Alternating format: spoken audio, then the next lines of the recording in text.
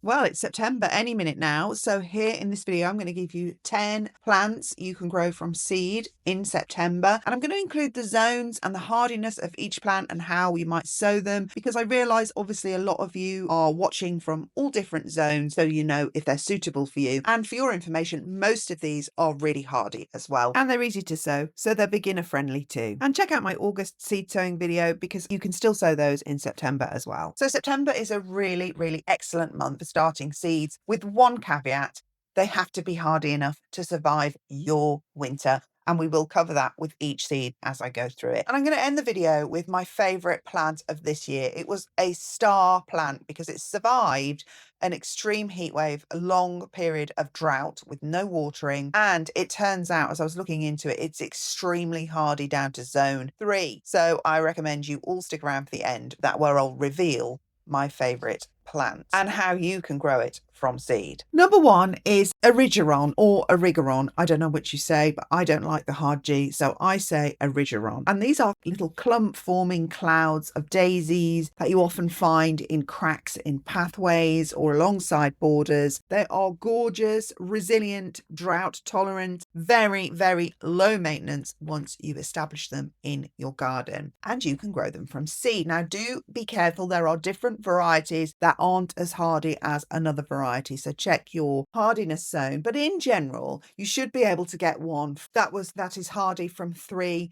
right through, really, because they are very heat and drought tolerant, so they will equally survive the winter the same as they will survive the summer, but only once they're established and only if you make sure you buy the right variety. Again, you just sow them in seeds, keep the seeds moist. It's perfect time for germinating them. If you want to be on the safe side, if you do live in a colder climate and you don't have a greenhouse, just sow them in the winter sowing method. It's fine to sow them in the bottles now. You don't have to wait for the winter. And then if you do get any plants that germinate before spring, they will overwinter in the bottles and they'll be ready to plant out in spring. They will self-seed once they're established in your garden, and they are perfect for softening hard landscaping. Number 2 is Nigella, or love in the mist, as some of you call it. It's so beautiful, this flower, and considering how delicate it looks, it is amazingly hardy. It also has fantastic seed pods, and the seeds are really easy to harvest when the pods are dry. Hardiness then, it's hardy down to zone 2. Can you believe it? Right through the full range to 11. That said, the young plants aren't necessarily hardy. So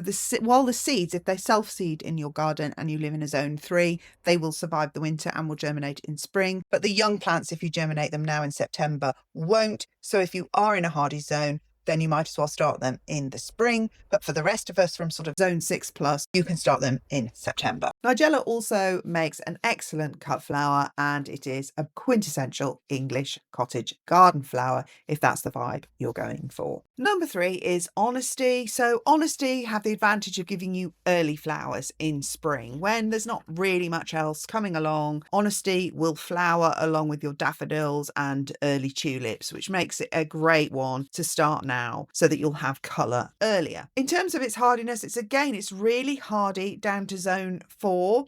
And that's mainly because it is a cool flower. It is a flower that prefers cooler summers rather than hotter summers. And it's hardy down to minus 29 degrees C or minus 20 degrees Fahrenheit. If you're going to start them in September in colder climates, you might want to give the young plants protection over the winter. In most of Europe and the UK, they're going to be fine overwintering outside, the young plants, if you start them now in September, of course. And if you don't have a greenhouse, there's always the winter sowing option, which is to start them in bottles. They're nice big seeds, so it's easy to space them in a bottle to just give you maybe 1 or 2 in each bottle. So they've got enough room to grow and stay in the bottles over winter. And the flowers themselves make nice early cut flowers in spring, and they're good for the pollinators. And number 4 is one that looks similar to Honesty when it's flowering, and that is Sweet Rocket. I particularly like the white ones. They make great cut flowers. I actually prefer them to Honesty, really, and they're fragrant. So when they're planted in a big block, you get a nice waft in spring. They prefer cooler weather, so they're hardy in the colder climates, which is fantastic. And you can always, again, sow them in the winter sowing method if you just want to make sure that they have a little bit of extra protection.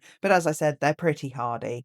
They make an excellent excellent cut flower and they're fragrant. Number 5 is Digitalis or foxgloves. So these are obviously the most gorgeous blousy plants in the cottage garden. They are quintessential English cottage garden plants. And of course, they self-seed over the UK, all over the place. I don't think there is really a cottage garden plant that is more cottagey than the foxglove. So if that's the vibe you're going for, you have to start these seeds now. Hardiness, there's hardy from zone 4 through to 9, but do beware, more hybridized varieties may be less hardy than the kind of the really native rough and tumble varieties. So a grandiflora isn't going to be as hardy as a purpurea. But in general, they are pretty hardy. Again, sowing from seed, I would just sow in trays. They are not going to need any protection here in the UK, the young plants, but in colder zones, you may want to, again, sow them in the bottles just to be on the safe side. Of course, they make excellent cut flowers. They're just one of the most beautiful plants,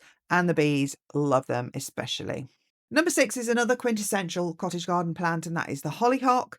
Again, it's an absolutely beautiful, tall, spiring flower. It flowers in late summer, but it does need quite a long time to mature. So you need to start it now, get the young plants overwintered so that they can take off in the spring and they have enough time to grow into a mature plant, but flowering by mid to late summer. They are hardy down to zone 3, but that can depend on the variety. The plant itself will die down anyway in the winter. Of course, young plants are always less hardy than mature plants. So if you're starting them in September in a colder zone, I would definitely recommend starting them in a bottle to protect them through the winter. And if you're starting them here in the UK, they will be fine started in trays. And again, if you want, you can keep them in a greenhouse or just keep them in a mild spot in your garden. Hollyhocks love walls. So if you are going to grow them outside, grow the tray near a nice warm wall next to your house or your garage or something like that, because that's where ultimately they like to grow as adult plants. So a top tip when planting out mature hollyhocks once they have grown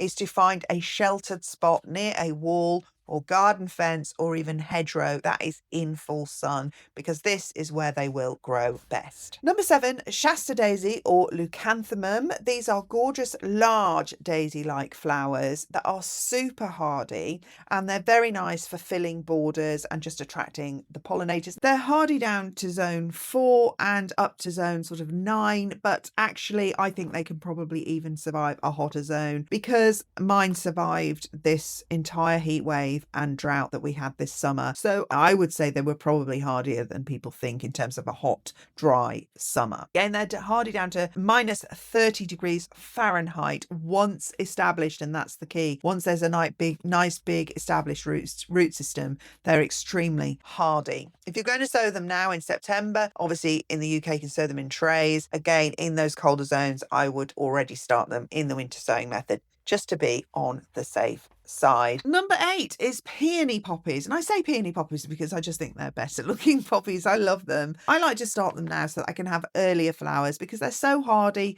They'll flower earlier when you haven't really got everything else going in the garden, and they're very blousy and just pretty, although they don't last very long, but you can sow so many of them because you have so many seeds from poppies. It's crazy. Again, they're super hardy down to zone 3. They can survive minus 40, so you can sow these any which way you like. They will survive the winter. Once you have the poppies flowering, they will grow their seed heads, obviously once the petals drop, and then you will get thousands upon thousands of poppy seeds that you can sow again the following year. Number 9 is Snapdragons or antirrhinums, and the reason I like to sow them in September is because when you overwinter them, you get a really early crop of Snapdragons. If you grow Snapdragons in the spring, they actually take a surprisingly long time to mature and flower in the garden. So I like to overwinter them, and that means I have these really gorgeous summer flowers earlier on rather than later, and then I'll sow some more in spring so that I can have them later as well. So you get the best of all worlds. In a climate like ours in the UK, they are really easy to overwinter the small plants so that they can take off in the spring. So they're not as hardy as some of the other plants that I've mentioned. So if you are in one of the colder zones, you may have to wait obviously until spring. For those of you who are in a zone 5, I know Johnny's seeds do overwinter their Snapdragons using fleece, so maybe check out their channel for how they do that. But otherwise in the UK, for zones sort of 7 and above, you'll be fine overwintering them here for early flowers next year. So sow them in trays, and then if you want, by sort of October, November, you can plant them out separately into different pots. Snapdragons, of course, another quintessential English cottage garden flower if you're going for that vibe, and they also make spectacular cut flowers. Now, I did say at the beginning that my star plant, I was going to bring my star plant in at the end. And my star plant, which I really was mesmerized by, is Althaea cannabina. And it is part of the sort of hollyhock, mallow, lavatera family. But it is so ridiculously hardy, both in terms of how cold it can tolerate, but how harsh the summer climate it can tolerate as well. So it really is one of those plants that is bulletproof. Now, I haven't grown it from seed before, so this is what I'm going to do. I've done my research, and it says that it does like good, consistently warm temperatures to germinate. So September is the perfect time, because it says like between 15 and 30 degrees C. I'll put the Fahrenheit on the screen, and we are consistently at that in September. But what I'm going to do is I'm going to sow them in the bottles, because there's also possibility that they may need cold stratification. So if they don't germinate in sort of September, October, what I will do is I will put them outside in a cold spot where the seeds can stratify, so that hopefully they will germinate in the spring when the warmer weather comes. So I'm going to have 2 goes at it, basically sowing them now because I know they like the consistent warm weather. But in case they do need cold stratifying and they fail in the consistent warm weather, I will put them outside to stratify, and then they will start in spring. So if anybody else wants to do this project with me so we can compare notes, that would be fantastic. That's Althaea cannabina. They grow really nice and tall. They're very sparkly in the border, very airy and light. They can also be used as a cut flower. So they are well worth growing. Right, so that's it. That's your 10 flowers for sowing in September. If you found this video helpful and you got some inspirational ideas, or anything that just gave you an idea, or you learned anything at all, then don't forget to subscribe, like, share with anyone who you think might be interested. And I'll see you again in my next video. Bye.